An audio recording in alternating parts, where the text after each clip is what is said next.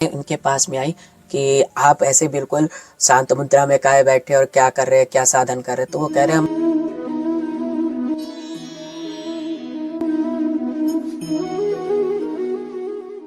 श्री हरदास। देखो एक बार ठाकुर जी की लीला क्या करते हैं कि देवी को प्रसन्न कर रहे हो। देवी को प्रसन्न कैसे कर रहे हैं कि सखिया आई इनके पास में, अपना बिल्कुल शांत मुद्रा में बैठे हुए देवी को याद कर रहे।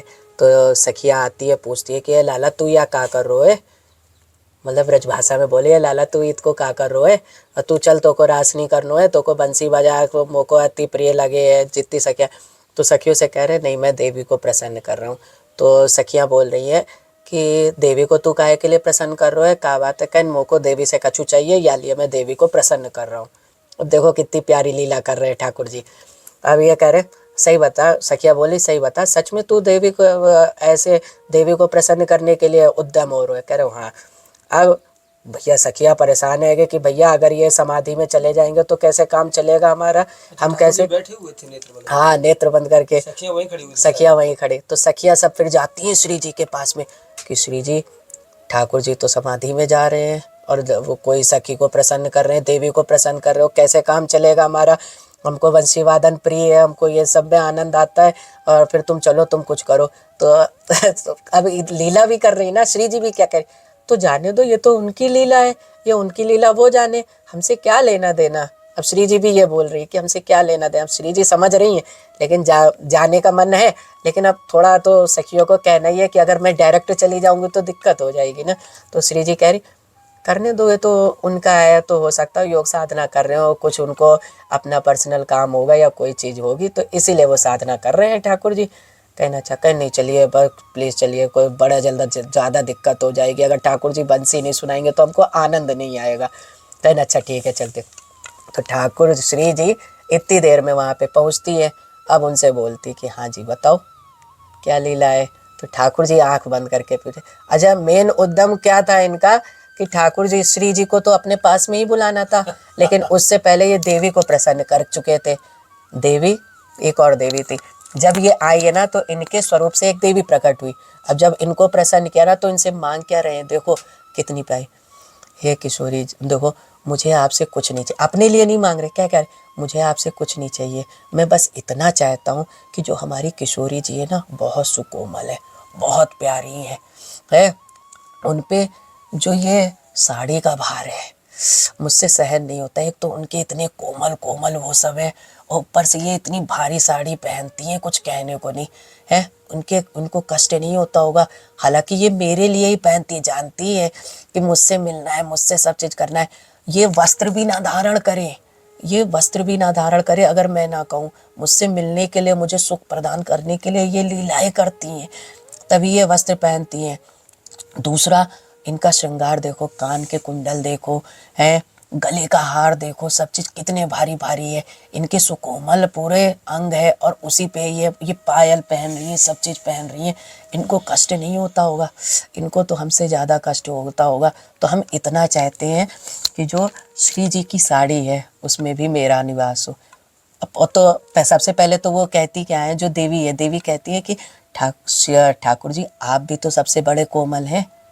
वो भी कहती वो तो कोमल है लेकिन आप भी तो कोमल है, आपसे ज़्यादा तो वो कोमल है लेकिन आप भी तो कोमल है। कहीं मैं इतना कोमल नहीं हूँ, मेरी जितनी कोमलता है ना सब इनके पास चली जाए, इनको मेरी वजह से कोई कष्ट ना हो।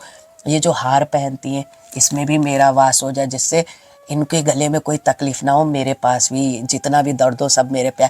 कानों के जो कुंडल है इनको तकलीफ होती होगी इनके कानों में, तो इनका जो भार है ना मेरे ऊपर आए, ठीक है। चंद्रिका का जो भार है ये मेरे ऊपर आए, हाथों के कड़ों का भार मेरे ऊपर आए, बाजूबंद का मेरे ऊपर भार आए, पैरों की पायल का मेरे, जितने सब चीज़ ये जितना भी श्रृंगार करते सब में मेरा वास हो। तो आज भी जो भी हम श्री जी को पधराते हैं, श्री जी का जो श्रृंगार करते हैं, जितने भी वस्त्र हैं, जितने भी आभूषण हैं, सब में हमारे प्रिया जो हमारे लाल जो है ना इनका वास है। इसीलिए बिल्कुल प्यार से हमें वस्त्र इनको पहनानी चाहिए, बिल्कुल प्यार से उनकी सब चीज़ करनी चाहिए। जितने भी आपके श्रृंगार का सामान है उतने प्यार से इनको रखना चाहिए, और उतने ही प्यार से उतार के उतने ही प्यार से रखना चाहिए, क्योंकि उसमें भी हमारे ठाकुर जी हैं। ये चीज़ें हमें समझनी चाहिए। हम इन पे एहसान नहीं कर रहे हैं, जैसे एक माँ अपने बच्चे का ख्याल रखती है ना, वैसे हमें इनका रखना है। जब हम वैसे इनका रखेंगे ना, तभी हम प्राप्त हो सकते हैं इनको। बिना वो कुछ नहीं किए, तुम्हें कुछ नहीं, तुम्हें बस थोड़ा बहुत साधन करना है। थोड़े से साधन से तुम्हारा उद्धार हो रहा है, लेकिन हम लोग करते तो यही नहीं है। हम लोग हेतु बुद्धि रख देते। हम लोग क्या कर देते, अरे बस लो भोग लगा दिया, हो गया, अरे ये कर दिया, बस हो गया, बस चल दिए। ये थोड़ी ना है।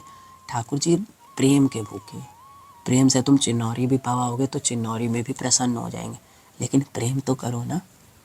है जैसे तुम जाने से पहले घर पे बता के जाते हो कि हम जा रहे, वैसे ही जाने से पहले इनसे बोलो, ले प्रिया प्रीतम जू, मेरे जो भी आपके नाम है, जैसे मेरे रसिक बिहारी सी रसिक बिहारी ने, तो हम इनसे बोलते रसिक बिहारी, मैं इतको जा रहा हूँ कछु काम के लिए, थोड़ा परिक्रमा कर रहा हूँ, थोड़ा इतको चले जाऊँ कछु काम करने के लिए, है तब। और फिर इनसे बोलो आऊँगा तो खोल दियो गेट, ध्यान रखियो, ऐसा ना हो कि मैं इसको बाहर ही खड़ा रहूँ और तुम ऐसे ही बंद कर दियो गेट, तो मुझको तो बाहर ही रुकना पड़ेगा, फिर तेरी सेवा कौन करेगा। तेरी सेवा के लिए मैं बोल रहा हूँ, तो को अंदर आनो लेके आनो है मोए। तो बस इतना कह दियो, बस कछु ना है कर लो है इतना है। फिर जब आए रसिक बिहारी मैं आ गयो, लेकर अंदर आ जाऊँ, आज्ञा भी तो लो ना। देखो अगर अपना घर, हम लोग क्या करते, अपना घर, ठीक है। अगर हम ये सोचे कि ये जो घर है, ये जो कुटिया है हमारे प्रिया प्रीतम की है, तो इनकी आज्ञा लो आने के लिए, इनकी आज्ञा लो जाने के लिए, इतने में ही यही तुम्हारा भजन हो जाएगा। तुम्हें कुछ करने की ज़रूरत ही नहीं है, इतना सा भजन हो रहा है। जाने से पहले इनसे पूछ लो, कुछ ज़रूरत तो नहीं है, ने जाने लोगों का ही तो बता दो। देखो फ्रिज है, फ्रिज के अंदर ये चीज़ें रखी है, इसमें अगर भूख लगे तो नीचे उतर के पा लेना, मेरो इंतज़ार ना करियो, अब बड़े है गो कोई छोटे ना हो। ऐसे प्यार से बोलो, कितना आनंद आएगा इनको भी कि हाँ अब ये मुझसे बात कर रहा है, अब मुझे भी इनसे बात करनी चाहिए। तो ये लीलाएं करेंगे, ये पहले स्वप्न में लीलाएं करेंगे, स्वप्न में आपको दर्शन देंगे, बात करेंगे, ये आपको बताएंगे कि आज मेरो श्रृंगार तूने ऐसा किया, तो मैं यहाँ नहीं पहनना चाहता, तो मैं वहाँ पहनना चाहता, तूने वहाँ क्यों ना पहनायो। तो ये ऐसी ऐसी लीलाएं फिर प्रत्यक्ष रूप में ये बोलने लगेंगे, प्रत्यक्ष रूप में आते हैं। अब ये हमारे प्रिया प्रीतम है, इनका जब श्रृंगार करते हो ना, तो कभी कभी होता क्या है, कभी इनका श्रृंगार ये इनको धारण करने का मन करता है और इनका इनको धारण करने का मन करता है। तो जो श्रृंगार इनको पहना रहा हूँ कब से नहीं पहनते हैं, पहनना ही नहीं है, चाहे जितनी कोशिश कर लो। फिर हम समझते हैं कि अच्छा ये लीला कर रहे हैं, इनका श्रृंगार इनको पहनना है, इनका इनको, जब इनका इनको पहना के उनका इनको पहना देते ना, प्रिया जू का श्याम जू को पहना दे और श्याम जू का प्रिया जू को पहना, बड़े आराम से पहन लेते। वस्त्र में भी कभी कभी पीताम्बरी इनको पहननी है, पीताम्बरी इनको पहननी है, तो करेंगे क्या, चाहे जितने भी वस्त्र पहना दो, और सब पहनाते आ रहे हैं और सही है, कहीं ना कहीं से वो छोटा कर देंगे, पहनेंगे ही नहीं। और फिर पीताम्बरी इनके पास में रख दो और पहना दो, तो बस झट से पहन लेंगे। इनका है, इनको जैसे अगर वो क्या नाम है, हरा वस्त्र पहनना है प्रिया जू को, तो ये क्या करेंगी ना, चाहे जितने वस्त्र इनको पहना दो ये पहनेंगी ही नहीं, चाहे जितनी कोशिश कर लो। फिर हरा वस्त्र जब इनके पास में जाएगा, इनके अंगों पे शोभित होगा, आराम से पहन लेंगे। ये ऐसी लीलाएं करती हैं, साधारण लीलाएं नहीं करती हैं। लेकिन हमें उस लायक तो बनना है ना, जब हम उस लायक बनेंगे तब होगा ना। हम यही तो नहीं बन पाते हैं, हम अपने में मस्त हैं। हम अपना जितना भी प्रयत्न, हम कह रहे नाम नहीं ले सकते, लेकिन हम जितना प्रयत्न करते, जितनी सेवा करते, जो कुछ भी करते, हमें ये सोच के करना है कि हम इनके लिए कर रहे हैं। यही सबसे बड़ा भजन। हम भोजन भी बना रहे ना, तो हम ये सोच के बनाएंगे कि हम जो ये भोजन बना रहे ना, ये हम अपने श्यामा श्याम के लिए बनाए, इनको प्यार से पवाएंगे इनके लिए। तो बस इतने में ही ये भाव के भूखे हैं। जब आपने इतना मन में ला दिया ना कि हम इनके लिए बनाएंगे ना, तो इतने में ही ठाकुर जी श्री जी ने स्वीकार कर लिया। सोचो, भाव चाहिए इनको, भाव से अगर सब चीज़। अब आप बाज़ार में गए, बाज़ार में जब जाते हो ना, तो अपने बच्चों के लिए क्या सोचते हो, आज मैं ये लेके चलूँगा तो मेरे बच्चे, तो वैसे तो ये भी है ना, फिर चलो आज हम बाज़ार, अच्छा अरे वाह जलेबी निकली है, अरे वाह चलो जलेबी लेके चलते, मेरे प्रिया प्रीतम को कितनी पसंद होगी, इनको पवाएंगे है। अच्छा समोसे, अरे वाह समोसे, चलो समोसे पवाएंगे। तो ये भाव है, ये भाव। बस आपने इतना सोच लिया ना, इनको पवाने के फिर लेके आओगे, पवाओगे, वो तो अच्छा है। लेकिन जब इतना भी आपने सोच लिया ना, तो वहीं से इन्होंने स्वीकार कर लिया कि देखो ये गया बाजार में, अब बाजार में इसने क्या सोचा, अपने लिए कुछ नहीं लिया, इसने मेरे लिए लिया। तो ये भी ये सोचेंगे, जब ये मेरे लिए प्रयत्न कर रहा है, तो मैं भी क्यों ना इसके लिए प्रयत्न करूँ, मैं भी तो इसको पाऊँ ना, मैं भी तो इसके साथ लीलाएं करूं, मैं भी इसके साथ खेलूं। तो वो आएंगे, किसी न किसी रूप में दर्शन दे जाएंगे, किसी न किसी रूप में आ जाएंगे। कभी कोई बालिका के रूप में आ जाएंगे, कभी कोई बालक के रूप में आ जाएंगे। आज भी अगर आपको पता होगा, आज भी अगर 4-5 बालक अगर एक साथ खेल रहे हो तो उसमें अगर सांवले कलर का बालक हो तो क्या कहते हैं कि ठाकुर जी खेल रहे हैं। तो इसीलिए अब समझो, जितने भी 7 वर्ष से नीचे के हैं, 7 वर्ष तक की हैं या 7 वर्ष के नीचे तक की हैं, वो हमारे कौन है? लालजू हैं। और जितने भी 7 वर्ष के नीचे हैं, 7 वर्ष तक की हैं बालिका, जितनी भी लालियाँ हैं, वो कौन है? हमारी श्री जी हैं। और इससे ऊपर देखो श्री जी, उससे ऊपर जब होती हैं सखी, सखी हो गई। जब तक की शादी नहीं होती तब तक की सखी, और जैसे ही शादी हो गई वो गोपी बन जाती हैं। अब श्री जी की सुंदरता का वर्णन करने वाला, क्षमा करें मैं कौन होता हूँ, लेकिन श्री जी की सुंदरता का वर्णन कोई कर नहीं सकता है। लेकिन थोड़ा बहुत झलक जो बताई गई है, जो पढ़ा है कि श्री जी कैसी हैं। समझो, विश्व की जितनी भी सुंदरियाँ हैं, विश्व की जितनी भी सुंदरियाँ हैं, उन सबको अगर एकत्रित कर दिया जाए तो बनती है स्वर्ग की एक अप्सरा। और जब स्वर्ग की सभी अप्सराओं को एकत्रित कर देते हैं तब कौन बनता है? तब बनती है व्रज की एक गोपी। व्रज की एक गोपी, स्वर्ग की जब सभी अप्सराओं को एकत्रित करते, व्रज की एक गोपी बन रही है। सोचो, व्रज की एक गोपी, आसान नहीं है व्रज की गोपी बनना। और जब व्रज की सभी गोपियों को एकत्रित कर देते तब बनती है अष्ट सखियाँ। और जब अष्ट सखियों को एकत्रित करते थे तब हमारी बनती है प्यारी जू। ये है सुंदरता का वर्णन। ये गोपियाँ साधारण नहीं है। हम जो सोच रहे हैं कि व्रज की जितनी भी है गोपियाँ साधारण है, ये साधारण दिखने में तो लगती है, लेकिन अंदर से ये बहुत ऊंची स्थिति में है। बताती आपको नहीं है, आपको तो लगता है अरे ये तो गोबर उठा रही है, ये तो ये कर रही है, तो वो कर रही है, बोली देखो ऐसे दे रही है, ऐसे कर रही है। ये नहीं करना है। अगर आपने इतना सोच लिया तो इनसे दूर चले जाओगे। ये भैया लीला है उनकी। ये गोपियाँ साधारण नहीं है। कई जन्मों तक की इन्होंने साधना करी, तपस्या करी, तभी आ जाके ब्रज की गोपी बन पाई है। ब्रज में जन्म लेना आसान थोड़ी ना है। ब्रजवासी और व्रजजन दो अलग अलग हैं। ब्रजवासी वो होते हैं जो बाहर से आके जो यहाँ पे रह रहे, जैसे हम ब्रजवासी होंगे, लेकिन जिनका जन्म यहाँ पे हुआ और जो रह भी यहीं पर ही रहे, वो कहलाते हैं व्रजजन। सबसे बड़ा ओहदा उनका होता है व्रजजन का। अगर एक भी व्रजजन ने तुम्हें स्वीकार कर लिया ना, तो समझो प्रिया प्रीतम ने स्वीकार कर लिया। एक भी ब्रजवासी ने ये कह दिया अरे या लाला को तो मैं जानूँ, ए लाला, फोन करके भी अगर कह दिया ना कि ए लाला तू कितको है, आएगो ना का, तो सीधे सीधे ये सोचो कि साक्षात श्री जी प्रिया प्रीतम तुम्हें याद कर रहे हैं। जहाँ से भी हो झट से आ जाओ, इनकी सेवा में लग जाओ। ये चीज़ें हैं। देखो, अगर आपको ये देखना है ठाकुर जी अगर आपसे अप्रसन्न होंगे, ठाकुर जी जब आपसे अप्रसन्न होंगे तो आपको सब चीज़ दे देंगे, ऐश्वर्य धन्य सब चीज़ दे देंगे। अगर आपके पास मान प्रतिष्ठा सब चीज़ आ रही है तो इसका मतलब ये समझना कि ठाकुर जी आपसे अप्रसन्न हैं।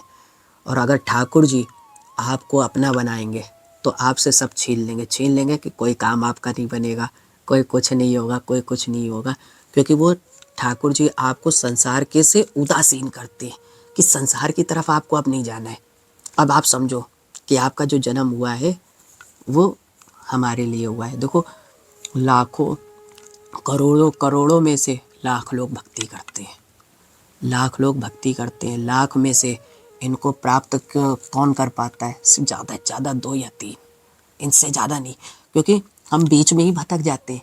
बीच में ही क्या हो जाता है, ये हमारे भगत आ गए, ये हमारे ये आ गए, यही होता है। ठीक है, अब ये हमारे भगत आ गए, ये हमारे ये आ गए, तुमने क्या कह दिया हमारे भगत। अरे तुम्हारे भगत कैसे हो, ये तो इनके भगत हुए ना। जब शरीर ही तुम्हारा नहीं है तो तुम्हारे भगत कैसे हो गए महाराज? ये भी तो सोचो।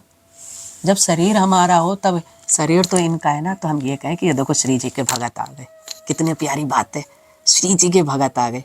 कितना बोलने में भी कितना आनंद आ रहा। मेरे भगत, मेरे में अपमान आ गया, मेरे भगत यानी अहम आ गया मेरे अंदर कि ये देखो मेरे भगत है। यही नहीं होना चाहिए। होना क्या चाहिए, मेरी श्री जी के भगत आए, मेरी श्री जी के लिए ये लेके आए, मेरी श्री जी के लिए वो लेके आए। तो ये होता है, यही हमें समझना चाहिए। जब हम ये इतना समझेंगे ना तो हम इनको प्राप्त कर सकते हैं। हमने घर बार तो छोड़ दिया, सब चीज़ छोड़ दिया, लेकिन हमारी जो है ना माया के में जाके अटक जाती, माया में जैसे कि अच्छा हमारा अगर प्रयास इनके लिए कि अगर हमें इनके सुंदर वस्त्र लेने अगर कुछ कम पड़ा तो हम किसी से ले लिया, तो वो भले ही हम उसकी नज़रों में बुरे बन गए, ठीक है कोई बात नहीं, हम उनकी नज़रों में बुरे बन गए, लेकिन हमारा प्रयास तो इनको रिझाना है ना। दुनिया रूठे रूठे लेकिन गुरु और ये ना रूठे, सबसे बड़ी चीज़ है। अगर सब कोई रूठ जाएगा तो ठौर है, लेकिन गुरु रूठेगा तो कहीं ठौर नहीं है। गुरु और कहा गया भक्ति भक्त भगवंत गुरु चतुर्थ नाम वपु एक, इनके पद वंदन किए नासे विज्ञानी। इन चारों में कोई अंतर नहीं है, यही हमें समझना चाहिए। हमारे जो स्वामी जी महाराज हैं, ये हमारा है करुआ जी, करुआ जी महाराज हैं। इनका कहा गया है परम पावन करुआ जी को पानी, परम पावन करुआ जी को पानी, जाके पियत हृदय में आवत मोहन राधा प्यारी। बस इसको आप पीने से ही आपके हृदय में उस, लेकिन भाव होना चाहिए। अब किसी के भाव है नहीं श्यामा श्याम के प्रति और तुमने उसको पिला दिया तो वो चीज़ गलत हो, लेकिन अगर जिसके मन में भाव है तो उसके मन में एक रहते रहते एक उमंग होगी। अब वो भी नहीं कि एक बार पिया तो एक ही बार में सोचो हम सिद्ध बन जाएंगे एक ही बार, उसके लिए तो प्रयास करना पड़ेगा। जब तक हम इसमें जल पीते रहेंगे, सब चीज़ करते रहेंगे, तो श्यामा श्याम की स्फूर्ति होती रहेगी, रह रह के आनंद, अंदर से एक आनंद आता, आहा क्या आनंद है, लीलाएं प्रकट होने लगती है। समझ रहे, जैसे स्वामी जी महाराज थे, सोचो स्वामी जी महाराज क्या, उनको भोजन की तो कोई कमी नहीं थी है, 56 भोग लगाते थे, सब चीज़ करते थे, चाहते तो पा सकते थे ना, लेकिन क्या चना पाते थे। सोचो चना पाते थे, तो वो क्या भजन में ये बाधक होता है, शरीर बाधक है। शरीर कैसा बाधक है कि जब तक ये भूखे भजन ना होए गोपाल, भूखे अगर रहोगे तो भजन नहीं हो पाएगा, तो बात ये भी है ना। तो इसीलिए शरीर को चलाने के लिए, शरीर को ये नहीं कि हम ज़्यादा खा के और ज़्यादा खाए और फिर सेवा करें, नहीं, शरीर को उतना दो जितना शरीर सह सके। अब ज़्यादा खा लोगे तो आलस आएगा, प्रमाद आएगा, सो रहे हैं कहीं कुछ कर रहे हैं, तो ऐसे इनकी प्राप्ति नहीं हो पाएगी, बाधा हो जाएगी। और अगर हम शरीर की जितनी जैसे हम 4 रोटी खाते थे तो 2 कर दी, शाम को भी 4 खाते थे 2 कर दी, ऐसे ऐसे करते उच्च स्थिति पे जब पहुंचते ना तो फिर खाने पीने का भी होश नहीं रहता है, फिर तो इन्हीं में मस्त है, काम खत्म, जो भी है पूरा सब चीज़ है। इसीलिए आपने देखा होगा साधु संत 2 चीज़ें करते, एक मधुकरी और एक अगर ये प्रेरणा करती है कि खुद बनाओ और खुद पवाओ, तो ये बस ये 2 चीज़ें करती है। मधुकरी का क्या विशेष महत्व है, मधुकरी अगर हम कर रहे हैं ना, तो जितने भी ब्रजवासी हैं ना, ब्रजवासियों से मधुकरी करने का फल ये मिलता है कि हमें लाभ होगा, हमें ये जल्दी मिलेंगे, इसीलिए मधुकरी करते हैं। अधिकतर जितने भी संत हैं मधुकरी करने का विशेष महत्व है। लेकिन एक चीज़ ये है, आजकल जो आम इंसान भी मधुकरी करो, करने में बुराई नहीं है, लेकिन थोड़ा सा लो, ज़्यादा नहीं लो, क्योंकि हम उस तरीके का भजन नहीं कर पाएंगे, ये चीज़ है। अगर हम मधुकरी कर रहे हैं ना, तो मधुकरी करने का मतलब है कि हमें कम से कम 10 से 12 घंटे भजन पे बैठना पड़ेगा। मधुकरी करने के बाद 10 घंटे तो नहीं, 10 घंटे तो 8 घंटे तो मैक्सिमम बैठना ही है, मिनिमम 8 घंटे तो भजन करना ही करना है। और अगर हम ये भजन नहीं करेंगे ना, तो यही सब चीज़ें आत फाड़ के बाहर निकलेंगी। ये सब अच्छी भी चीज़ है, ये सब बुरी भी चीज़ है, क्योंकि भजन नहीं करोगे। मधुकरी किस लिए होती है, भजन के लिए होती है कि भजन बढ़ा रही। अब भजन नहीं कर रहे हो, मधुकरी पा रहे हो, तो सबसे खराब काम है। भजन हमें अहर्निश करते रहना, नहीं अहर्निश तो 8 घंटे 4 घंटे, चलो गृहस्थ में तुम लोग हो तो अगर तुमने आके किया तो 2 घंटे कर लो, 1 घंटे कर लो, बस 1 घंटे से कम नहीं करना है। माला तो करनी ही करनी है, माला तो फेरनी ही फेरनी है, ये भी चीज़ है। हमारे गुरुदेव क्या कहते हैं, माला तो ये एक अभ्यास है, ये अभ्यास के तौर पे माला है कि बस नाम लगातार निरंतर रटते रहे, बाकी मेन तो नाम हमारे हृदय में चलता रहना चाहिए। अर्जुन जो थे ना, अर्जुन जब सुप्त अवस्था में जाते थे ना, तो उनके पूरे शरीर से कृष्ण कृष्ण कृष्ण निकलता था। तो ऐसी स्थिति कब आएगी, ऐसी स्थिति तब आएगी जब हम अपना शयन सुधारेंगे। शयन सुधारना मतलब सोने से आधे घंटे पहले रख देना है, राधा राधा राधा राधा राधा राधा का कीर्तन करते करते सो जाना है, और बस राधा राधा कीर्तन करते सो गए, ज़्यादा नहीं, सिर्फ 1 महीना करके देख लो। सुबह जब भी आपकी आँख खुलेगी तो सबसे पहले किशोरी जी का ही नाम निकलेगा, इसके अलावा निकलेगा ही नहीं। और फिर आपका अवेयरनेस, बस इतना ही करना है। इतना करते करते आपका लगातार नाम भी चलने लगेगा, सब चीज़ होने लगेगा। लेकिन करना पड़ेगा ना, ना करने से करना बेटर है, कुछ ना करने से करना बेटर है। तो ट्राई तो करो। हम ट्राई नहीं करते, हम लोग चाहते बस थोड़ा सा सेवा कर दी, बस इनकी प्राप्ति हो जाए। भैया पहली सीढ़ी पे कदम रखो, ठीक है। जब हम जॉब करने के लिए जाते हैं तो इंटरव्यू देते हैं, इंटरव्यू के बाद नाम आता है, सब चीज़ आता है, तब हम जॉब करने के लिए जाते हैं। और वो भी शुरुआत तो हम कहाँ से करते हैं, पढ़ाई से करते हैं ना। पढ़ाई किस लिए करते हैं, अच्छी नौकरी के लिए करते हैं कि अच्छी पढ़ाई करेंगे तो अच्छी नौकरी मिलेगी, सब चीज़ होगा। तो वही चीज़ है ना। तो ये पहला स्टेप है कि हमें लगातार साधन करते रहना है, इनको प्रसन्न करते रहना है। कभी ना कभी धीरे धीरे धीरे धीरे उच्च स्थिति पे एक एक स्टेप सीढ़ी पे चढ़ते जाएंगे। और जैसे ही चढ़ेंगे वैसे ये दूर नहीं है, हम दूर इनसे हैं। ये तो आज भी अपना हाथ फैला के हमें स्वीकार करने के लिए तैयार है, लेकिन हम उस लायक नहीं बन पा रहे हैं ना। हम कह रहे हैं हम लायक उस नहीं बन पा रहे, तो हम तो इनसे कहेंगे ना कि तुमने ही हमें बनाया है, तुमने ही संसार को बनाया, तुमने ही सब चीज़ किया है, तो तुम्हारे में क्या सामर्थ्य नहीं है? तुम्हारे में तो सब चीज़ सामर्थ्य है, तो तुम मुझे सुधारती क्यों नहीं? हम तो गलतियों के पुतला हैं, हम तो गलती करते ही रहेंगे और होती ही गलती हमसे। लेकिन क्या तुम्हारे में सामर्थ्य नहीं है? तुम सुधार नहीं सकते हो? देखो जहाँ प्यार होता है वहाँ पे लड़ाई होती ही होती है। तो हम इनसे, हमारा हक भी है लड़ने का। तुम सुधार नहीं सकते, तुम सुधारो हमें। तुम क्यों नहीं सुधारोगे? तुम नहीं सुधारोगे तो हम किसके पास जाएंगे? तुम नहीं सुधारोगे तो हम किसके पास चले जाएंगे? तुम्हारे अलावा कौन है मेरा?